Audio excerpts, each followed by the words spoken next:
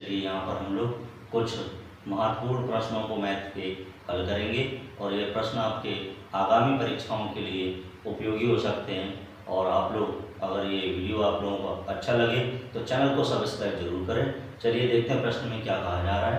तो देखिए प्रश्न में कहा जा रहा है, दो मित्र हैं जिसमें पहले का नाम है विपुल, एक है विजय। इनकी मासिक आय का हमें अनुपात दिया है 5:7 के अनुपात में है। अगर ये तो इनमें से प्रत्येक कितने रुपए बचाता है, हर माह 81,000 रुपये बचाता है।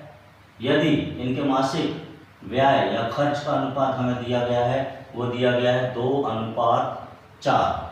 तो वो कह रहा है कि विपुल की आय हमें ज्ञात करना है। तो देखिए स्टूडेंट्स, यहाँ पर जो हमें चीज़ें दी गई हैं वो अनुपात में दी गई हैं। तो यहाँ पर जैसे कि हम विपुल के लिए v का उपयोग कर देते हैं और विजय के लिए हम विजय लिख देते हैं।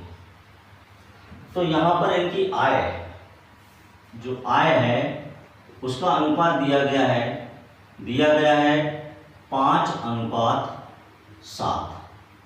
इसको परफेक्ट वैल्यू में बदलने के लिए हम इन दोनों के साथ में x को जोड़ देते हैं और यहाँ पर ये परफेक्ट वैल्यू बदल गई। अब हम कह सकते हैं कि विपुल की जो आय है वो 5x है और विजय की आय जो है वो 7x है। इसके बाद इनका व्यय दिया गया है। व्यय मतलब खर्च होता है, वो भी अनुपात में दिया गया है। वो दिया गया है स्टूडेंट्स हमें 2:4 दिया गया है। इसको भी हम परफेक्ट वैल्यू में बदल देते हैं। तो दोनों के साथ में हमने x जोड़ दिया तो ये इन दोनों के खर्च हो गए। अगर हम आय और खर्च को घटा दें तो बचत बन जाती है। तो चूंकि हमें पूछ रहा है विपुल के बारे में, तो हमें यहाँ पर विपुल से ही लेना देना है, बाकी किसी से कोई लेना देना नहीं है। तो अगर हम देखें विपुल की आय 5x है और उसमें से वो खर्च कर देता है 2x। अगर ये खर्च कर देता है तो इसको घटाने के बाद बचत बचेगी। तो बचत बराबर में हमारे पास प्रत्येक जो बचत करता है वो कितना करता है 81,000। तो यहाँ पर जो हो गया 81,000, ये बचत हो गई और ये भी कंडीशन बचत को बता रहा है। तो सबसे पहले हम x का मान प्राप्त करेंगे। तो इसमें से जब घटाएंगे तो यहाँ आ जाएगा 3x बराबर यहाँ पर आ गया 81,000। x को यहीं छोड़ेंगे और 3 जो है वो यहाँ पर आ जाएगा स्टूडेंट्स, तो वो भाग में जाएगा। अब हम इसे भाग देंगे तो 3 दूनी 6 हो गया और यहाँ पर स्टूडेंट बचेगा 2। तो यहाँ पर कितना हो गया 3 सत्ते 21 और यहाँ पर ये। तो अब x का मान आ गया यहाँ पर 27,000।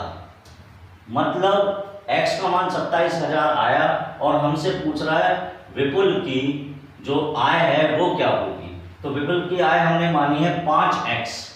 क्या मानी है हमने 5x। अगर हम x के मान में 5 से गुणा कर दें तो विपुल की आयु आ जाएगी। x का मान है 27,000 और गुणा 5 से हम अगर गुणा कर देंगे तो इसकी आय पता चल जाएगी। 0 0 0 5 सत्ते हो गया 35 और यहाँ पर स्टूडेंट्स 3 हासिल आए। 5 दूनी 10, 10 और 3 कितना हो गया 13। तो यहाँ पर विपुल की जो आय है वो निकल कर आ गई स्टूडेंट्स। कितनी निकल कर आ गई है 13,000 जी आ गई है 1,35,000।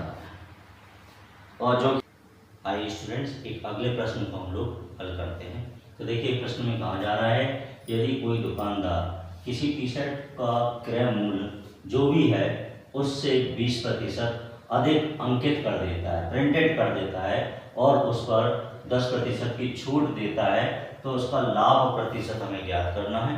तो देखिए हमने माना क्रय मूल्य हमने मान लिया उसका था 100 रुपये और उसने अंकित मूल्य जो किया है वो अंकित मतलब होता है प्रिंटेड मूल्य।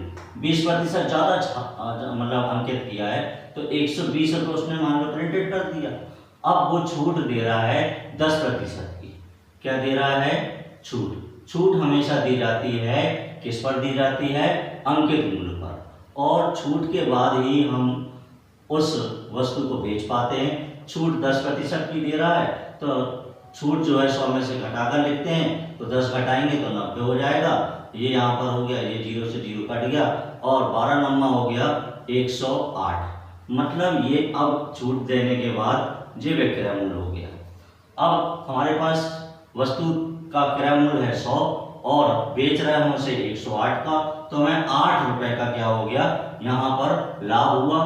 लाभ हमेशा किस पर होता है, क्रय मूल्य पर, जो कि 100 है, और प्रतिशत के लिए हमें 100 रखना पड़ता है। 100 से 100 कट गया, हमें यहाँ पता चल गया कि लाभ हुआ 8% का। तो इस प्रश्न का उत्तर होगा विकल्प सी।